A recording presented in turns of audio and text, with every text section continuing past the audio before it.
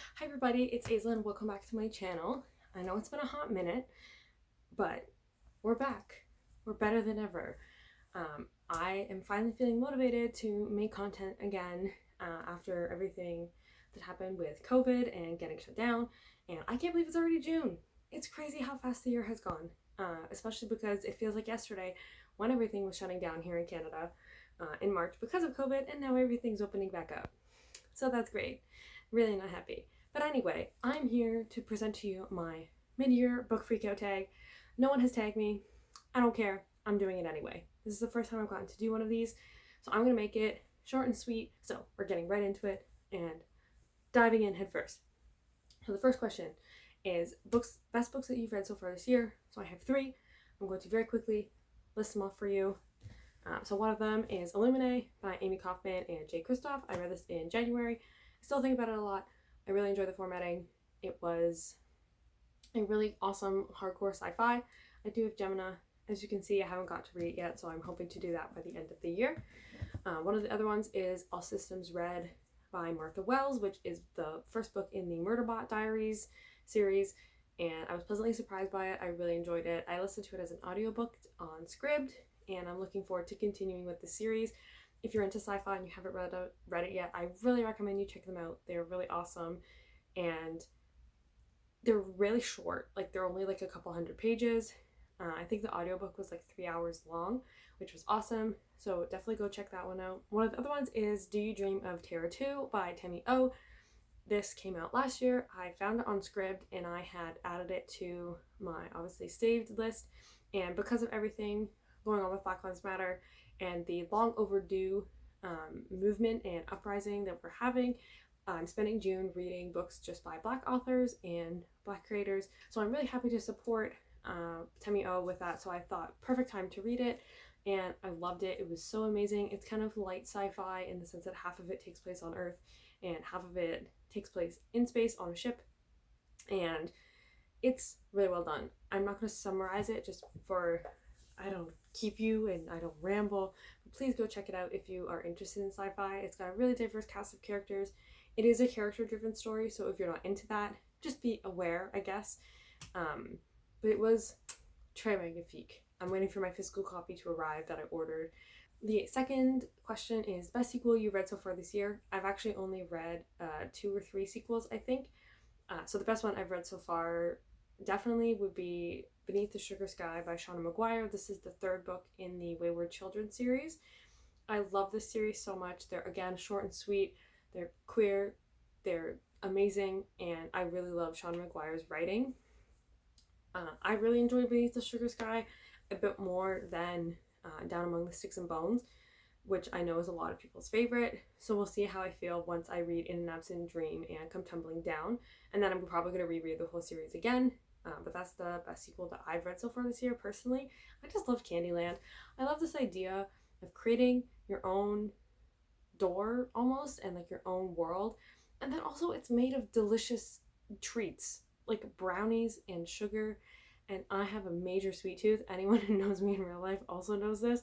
So to me, I'm like, a world where it's only dessert? That's what I want. That's what I dream of. I want to go there. So I just loved it, and I love the quest aspect of it.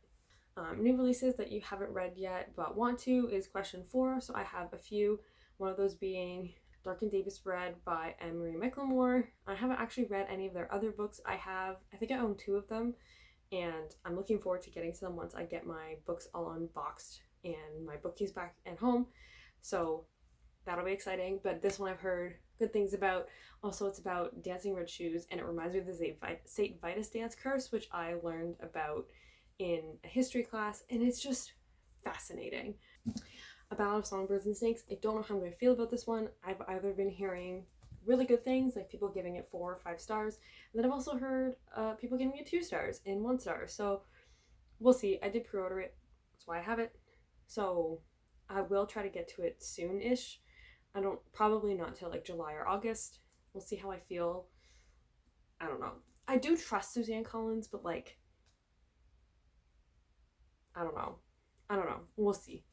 I'll let you know my thoughts. Question 4 is most anticipated releases for the second half of the year. So I have three, this is 6, but I have 3 that I am so excited for. One being Cemetery Boys by Aiden Thomas, which was supposed to come out in June, but has been pushed to September, which I'm okay with. I totally understand why, but I am a little sad about it. But it looks so good. Also, that cover is gorgeous. I'm just so ready. It has queer rep, trans rep, Latinx rep. Can't wait. Very excited. Also, Unravel of Dusk by Elizabeth Lim, the sequel to Spin the Dawn. So are we really surprised? No, I'm so ready. The cover, again, gorgeous. I can't wait to see what happens with Maya and Eden. I'm ready. I know I'm going to cry. It's fine. It's fine. Everything's fine. And then also Legendborn by Tracy Dion.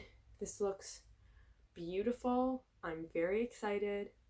I love the cover, and I just need more good fantasy in my life. I cannot wait. It looks fantastic. Question 5 is biggest disappointment. It's Lock Every Door by Riley Sager. I also wrote a review about it on my blog because I just hated this book. It was terrible. Y'all lied to me when you said it was a good thriller. I'm sorry. I did not enjoy it. The plot was bad. The writing was bad. The twist was bad. It wasn't even a twist. I mean, it was, but it was like a baby twist. Like, it was not a well-developed twist, as in the grandpapa shark of twists. Like, I don't think I'm ever going to read another Riley Sager just because this put such a foul taste in my mouth.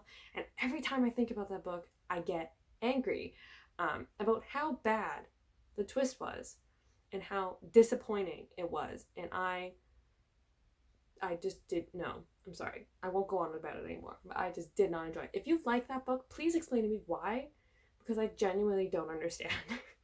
Biggest surprise for me was definitely The Raven Boys. I finally read that book. I finally read The Dream Thieves after many, many years of them being published. I had put it off because I knew there was like so much hype surrounding them, and they have a very dedicated fan base, and I didn't want to be one of the ones that hate it, but I did thoroughly enjoy it. I haven't read Lily Blue. What is it? Lily Blue? I haven't read the 3rd book or The Raven King yet, so we'll see how I feel about the end of the series. But I did thoroughly enjoy the first 2 books, so those were surprising for me. I knew I had to be in a mood to read them, so I've been waiting, patiently waiting for when the mood hit me like a bolt of lightning. And that was during my internship when I was able to listen to audiobooks when I was doing certain things, and I was like, wow, now is the time to read The Raven Boys. It could also help that I did listen to the audiobook on Scribd who was narrated by Will Patton. I also just want to say, I want Will Patton to narrate every thriller I listen to because he's phenomenal. He's so good. He also narrated The Outsider by Stephen King, which I did listen to recently, and I also think I thoroughly enjoyed that book a lot more because Will Patton narrated it. So just saying, at publishers, hire Will Patton to narrate your thrillers because he's très magnifique. For favorite new author, I'm going to do 2, one which is new to me and one which is a debut author. So for the new to me, that is Vari McFarlane, who wrote Don't You Forget About Me. Oh my god, I just totally forgot the name of the book that I read, which I've heard so many people praise, and I did also thoroughly enjoy it. It was really good. I'm definitely going to be checking out more of her work, both her backlist and as she publishes new stuff. I know she has a book that just came out. I can't remember the title of it, but I'm definitely interested in checking it out. And then new, as in debut author, is Temi O, who wrote Do You Dream of Terror 2, which is one of my new favorite books that I just recently read. And it was so good. I'm so excited to see what else she writes in the future, and I'm definitely keeping a close eye on her, as I just loved her writing. It was so beautiful and very descriptive, which is one of my favorite things in writing, so definitely check her out. For newest fictional crush is Jonah from The Simple Wild, which I finally read after putting it off for a very long time as well. Something about a wilderness man appeals to me, even though I have no desire to live in the wilderness. Like, I'm definitely, okay, I'm into the outdoors. Like, I like hiking, I like running and bike riding and blah, blah, blah. I'm not a huge fan of camping, I will say, unless I'm in a trailer. But something about a wilderness man. Also, he can fly a plane, which is super cool. Like, what the hell? Ugh. Also, he's one of those characters that's like so prickly on the outside, and when you get to know him, he's really a big softie, and I'm just emotional. It's fine. For newest favorite characters, Astrid from Do You Dream of Terror 2. Also Jesse from Do You Dream of Terror 2. I loved him and his story, and he was so interesting to read about, and he was just well written and developed, and I just love him, and I want him to be happy and be successful. And then also Ronan Lynch from The Raven Cycle, which I feel like is very not surprising, especially if you know me. I feel like this is very on brand. In regard to characters that I like, he's so chaotic, but like also has such a good heart. He just shows it deep down inside him, and I want to protect him with my life. Okay? It's fine. I understand the hype surrounding him. Okay?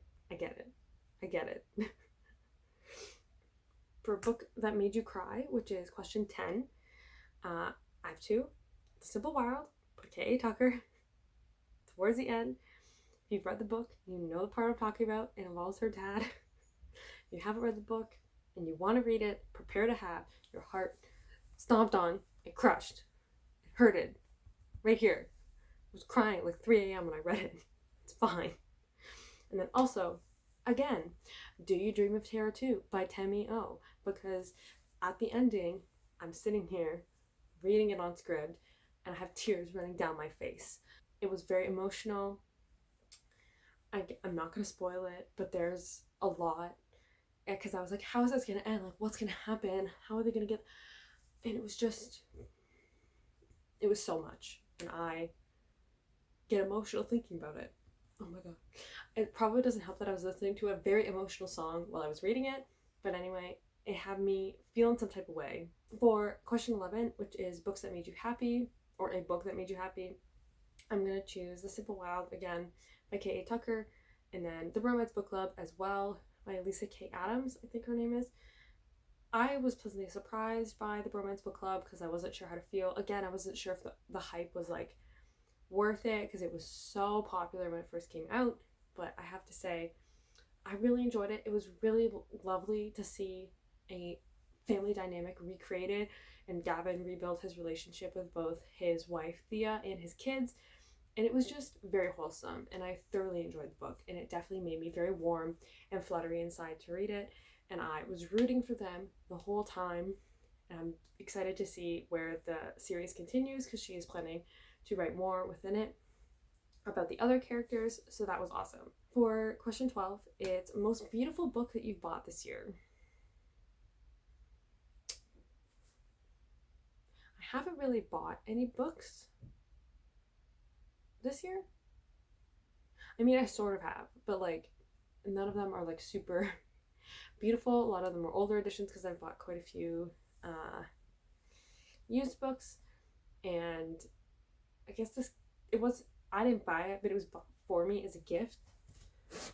So I guess my Crooked Kingdom special edition, because my boyfriend got this for me as a Christmas gift, and then it never arrived, so we had to reorder it. So technically he bought it during 2020, and I got it this year because it's just gorgeous, and I love it dearly, and they sit beautifully on my shelf. So that's like the only one I could think of. I guess one of my design books, but like I don't want to take it out. The cover's just like white and black. It's very simplistic. I wouldn't say it's like beautiful. It's just clean and aesthetic-y. So there's that. And then question 13, which is the last question, is what books do you want to read by the end of the year? Oh boy, this list could be eons long. Like that gif of Crowley from Supernatural where he throws at the scroll of like rules or terms or whatever. It just like keeps going. That's how long my list is. But to briefly name a few, I have An Emperor in the Ashes by Sabaa Tahir, which I know, again, I'm so late to reading this. I am so behind, but don't come for this bitch, okay? I don't know why I haven't read it, but I finally got this at a used bookstore locally, back in March when they were doing online orders. So I'm very excited to finally get to it and read it and understand why everybody loves this series, because I've heard it's so good, and I believe you. I definitely believe you all. I just don't know why I haven't read it yet, but now I own it. So here we go. It's never at the library. It's always checked out. So now I have it. Also, Empress of a Thousand Skies by Rhoda Bellezza. This was really popular on like 2 or 3 years ago, whatever. 2017 is when it first came out, so that explains a lot. On like BookTube and YouTube. BookTube and YouTube are the same thing. On BookTube and book blogs and book Twitter, and I have owned it for a year or two, and I just haven't got to it. But this is the year. This is my year of sci-fi, so I'm gonna read it because it's set in space, and I'm excited. I don't know why I haven't read it yet, but I'm gonna get to it. Perfect timing. I also have the 5th season that I want to get to by N.K. Jemisin. I started reading this last year as an ebook on Libby, but this is the type of book that you gotta read the physical copy of, okay? So I have bought it. I just haven't got to it yet. Wait, do I have... There's like dirt on my pages. What the heckity? I never noticed that. What's that from? Oh well. You can't tell from the outside. So, N.K. Jemisin is also a queen of fantasy. So like, well, fantasy sci-fi-ish, I guess. It's kind of like a bit of both. So I'm going to try to read this before the end of June, since I am reading books by Black authors in June. So perfect timing. I also want to read Thunderhead by the end of the year by Neil Shusterman, just because I read Scythe in, I think, October or November, and I really enjoyed it. Also, Winter by Marissa Meyer, because I finally need to finish the Lunar Chronicles.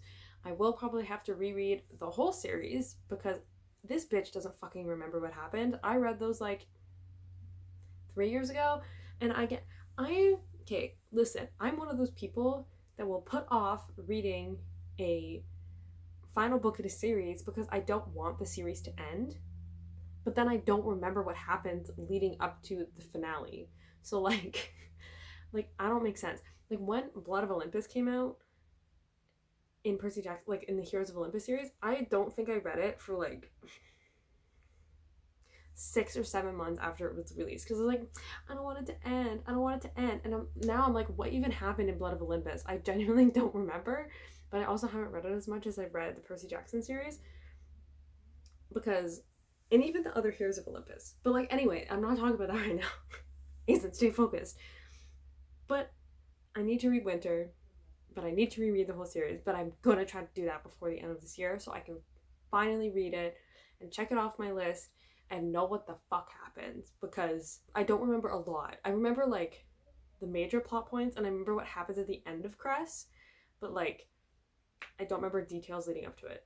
So I have to read that. Thank you so much for watching this video. Please don't forget to go and click on the Black Lives Matter card down below so that you can support the movement, either by donating, signing petitions, and educating yourself. Also, please support Black creators and Black writers and everything during this time. Check in on them, and also just buy their work, support them, all that good stuff. But thank you so much for watching, and I will see you in the next video. Bye!